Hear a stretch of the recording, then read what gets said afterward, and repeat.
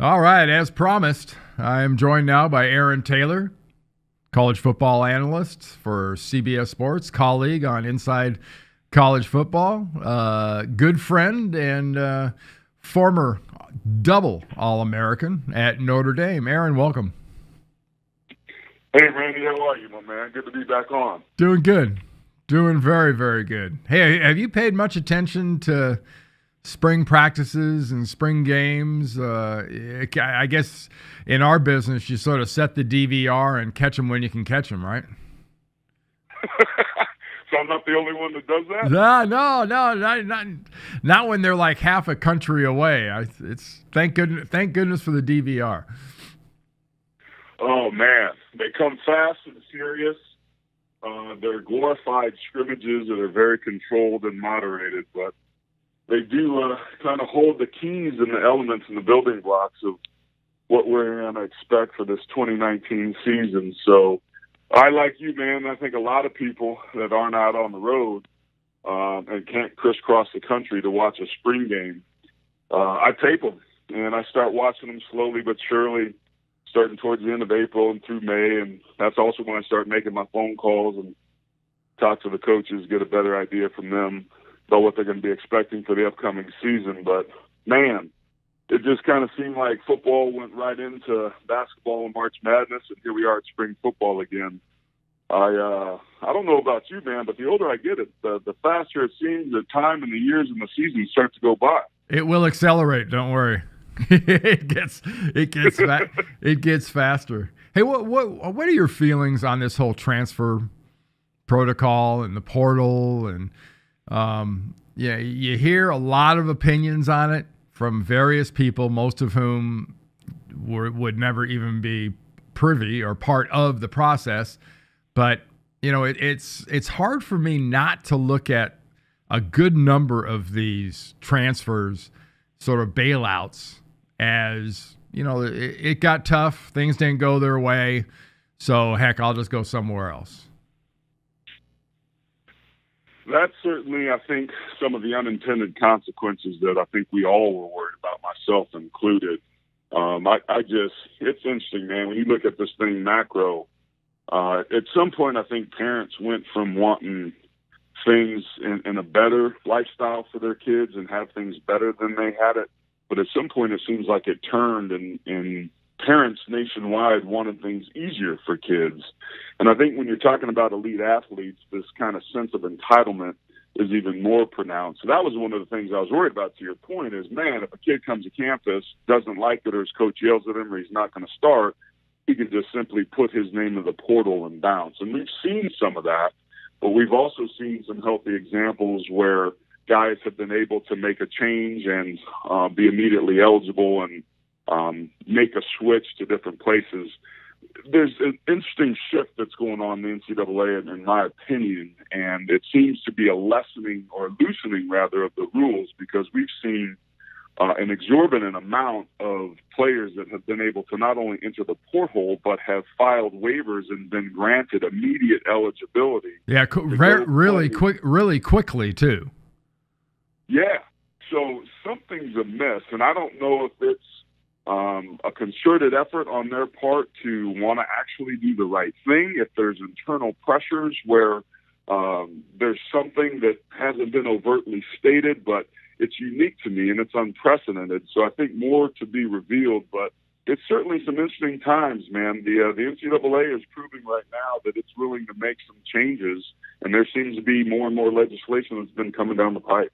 Yeah, to me, and I'd love to get your thoughts, it seems the powers that be, call them the NCAA, call them the playoff system, whatever, they know they don't have a great case for holding players' feet to the fire as far as their commitments, especially in court, and that they are more flexible and they have been more willing to let guys do stuff. I mean, I look back here at Georgia with the case of Justin Fields and the incident as he's leaving the field in the stadium and the name calling and the racially charged atmosphere on that. And when I saw that brought up, and then he was granted that that waiver at Ohio State so quickly, and then that was followed by bang, bang, bang, bang. Other guys that were just going to be able to leave and be eligible. It seems like they're making this up as they go along. It does, and I think it's going in the direction, obviously, of loosening them, and in some cases, that's a good thing. And I think my opinion of the Justin Fields is that's probably the 10th or 11th time that something like that has been said to him. Those things got said to me in South Bend, Indiana. But it's seemingly from the outside, it seems like, oh, man, that was just the excuse that they used, and they allowed him to be able to make the transfer. I think what kind of is bubbling up underneath this is that coaches are freely able to make a decision and change their location to improve their situation seemingly at will. You know, you have coaches that aren't even successful in the collegiate ranks and are able to leave and sign a contract at USC and then become the head coach of an NFL franchise willy-nilly. So I think the two sides of the camp have historically been what's good for the goose isn't good for the gander, and it seems to me that the NCAA right now is trying to make it better for the gander. But I think you're right. I think what's happening is in the court of law, they're realizing they really don't have a leg to stand on in certain cases with respect to this notion of amateurism with this billion-dollar industry that's bringing in tons of money, that every major stakeholder is seeing these exponential increases of revenue. Everybody's appreciated that and enjoyed that disproportionately to what the student athletes are. So I think these things that we're seeing now, I expect them to continue to make it a little bit more equitable so that the economic or that the pieces of the puzzle that are driving this economic engine also can enjoy some of the freedoms and flexibilities that the other stakeholders have. Hey, this coming week, this Thursday, it kicks off, besides being my birthday, the NFL draft 25th, 26th, 27th. What are your memories of your draft year and that day and that morning? Is there one sort of experience from that day that sticks out the most? I was pretty drunk by the time I talked to Ron Wolf, our general manager, when I went at the 16th pick overall, man. I was supposed to be the fifth or sixth to Tampa the Rams. And I had played my entire senior year and won the Lombardi as a left tackle in a right-handed stance. And for any of the listeners that played offensive line will know how comical that is. But I was a guard, but I was being projected that high to be a tackle. And when that didn't happen, when I didn't go to Tampa or the Rams, I kind of started to spiral downward. And I didn't go at 7 and at 8, at 9 and 10. And finally, I got down to the 16th spot. Green Bay that year had the 20th pick, and they elected to trade up 4 spots with, I believe, Miami to be able to take me and block for this hotshot new quarterback that they liked, some kid named Brett Favre. So I elected to not go to the draft in New York City. I wanted to be at home in my living room with my mom and a couple of my friends from college and my high school coach, Bob Ladisher, and a couple others, and just watch it on TV. And I remember it being a very anxiety-filled day. I was really nervous. I realized that there was a great opportunity for me to live out my lifelong dream, but you don't know where. And that's a significant impact on what your experience is going to be, is not if you're going. For guys like me and you, we kind of knew that, but where you're going to go. Yeah. Because had I been taken at the 15th pick or at the 17th pick, I still would have made approximately the same amount of money, but I wouldn't have a Super Bowl ring.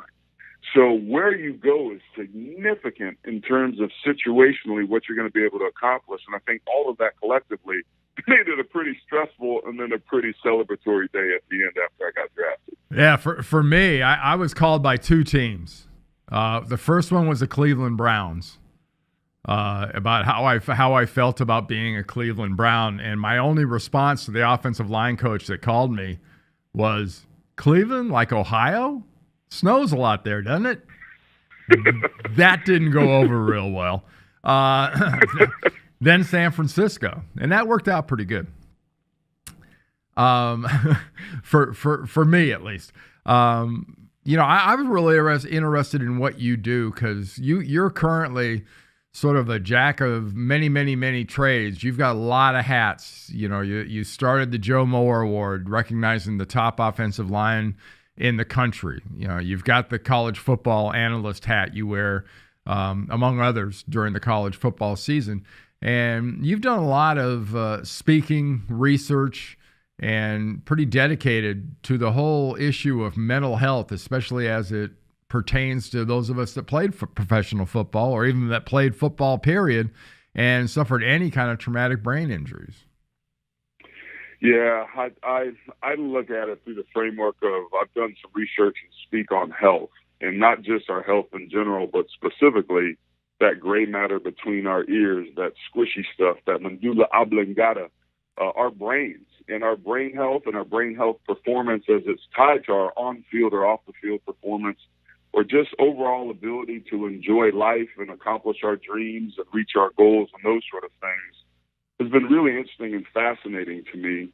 A 30 for 30 just came out on a former teammate and friend of mine, Junior Seau, and I'm in that. And I was pretty fortunately and unfortunately to kind of watch the devolution of him and the slow decline. And I think what we now know about CTE, what we now know about traumatic brain injuries, both in elite athletes as football players, but also in the elite forces, and what that causes on the back end and the secondary conditions associated with impulse control, with anger and violence, with addiction, with deep depression, with completed suicides.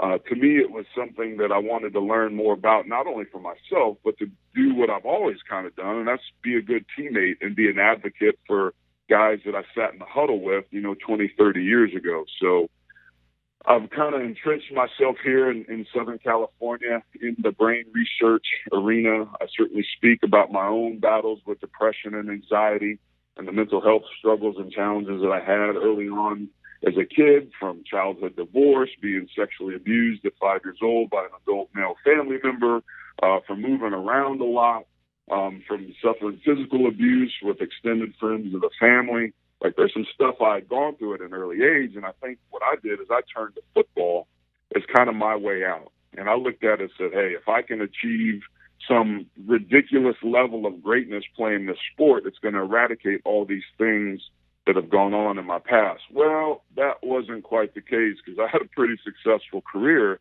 but I still had all this stuff stuffed away in these trunks and compartments in my body and in my neurology that I had to start to unwind. So that's been a slow, steady grind for me, but it's one that I'm winning. And it's a battle that fortunately can be won, but a lot of us, a lot of people don't understand that there's a way out for all of us. And what I'm trying to do is illuminate some of those pathways out and some of those ways that we can better the everyday things that we go through that are so common, but none of us are talking about. So that's been kind of my mission, man, to shine a light on what my experience has been, and it's working. Yeah, in my whole experience when it comes to the issue, whether it's CTE, mental health, the TBIs, whatever, I hear a lot from fans, and maybe not even fans of football, but people out there that have absolutely zero sympathy for anybody that played the game, because they say you knew exactly what you were getting into. And I tend to, that kind of pisses me off, to be honest with you. And I tend to get a little bit aggressive and push back on that. How do you react when you hear that kind of thing out of a fan? That, oh, you guys knew exactly what you were getting into. My first instinct is to say, you know what, BS. We were lied to. We didn't know what we were getting into. Yeah, that's the informed consent, right? I mean, that's the critical issue, what we're talking about here. And there was more that was known than was relayed, is what I think was true. It's not what I think was true. It's what I know was true for our era. And there's some things that I'm privy to that went on in memos that circulated around that indicated that there was a strong and definite knowledge between the link between head injuries, concussions, and CTE and other TBI-related issues. So the informed consent piece, that's the piece that pisses me off. Now, the flip side of that, and where I think fans are coming from now, is that, hey, we've shined a light on this deal. These modern young guys know what's going on. And when they went initially, I think it was 5 or 6 years ago, and they put some legislation in the league about, no head contact whatsoever. And then all of a sudden we started seeing these lower strike zone injuries with lower extremities, and there was these ACLs coming on. Guys were like, whoa, you're messing with my money, with my bread makers now. And then it's starting to loosen back up and is kind of what it is now. It's an interesting, difficult, complex conversation. And the reality for me is I knew I wasn't supposed to drink and drive or have unprotected sex. Unfortunately, in my 20s and 30s, I thought I was different, and I went ahead and I did those things anyway. And I paid some prices and didn't pay other prices that I probably should have paid, but I would have done it anyway. And here's the reality for me. Given what I've received from the game of football, I would absolutely go back and play again. I would approach things differently. I think I'd be more proactive in how I looked at it and what I approached it and how I would treat my brain health. But given what I was given, all things being equal, I think all of us would go back and play. I certainly would. However, with my two boys who are 10 and 9, in good faith, given the impulse control and the addiction and the anger and all those things we talked about earlier that are in our family to begin with, let alone get exacerbated with this other stuff we're doing, in good faith in a father, that's a difficult decision for me to cross that bridge if and when I come to it, is whether or not I'm going to let them play. Yeah. My approach is I'm putting them into other sports and letting them enjoy other things. They're physiologically, they're long and have length, so there's other things that I think they're going to be more successful at long term. But the frustrating part is the lack of sympathy about what people are going through. And that's the key issue to me there, Randy, is the destigmatization of what mental health is. Yeah. It's the be tough, suck it up, never let them see you sweat, win at all costs. Well, that's great on the football field, but when that's the opinion of the general public, it makes it that much harder for us to be able to take the helmet off, drop the bullshit, and really get real and have some real talk about the things that we're all going through on a daily basis.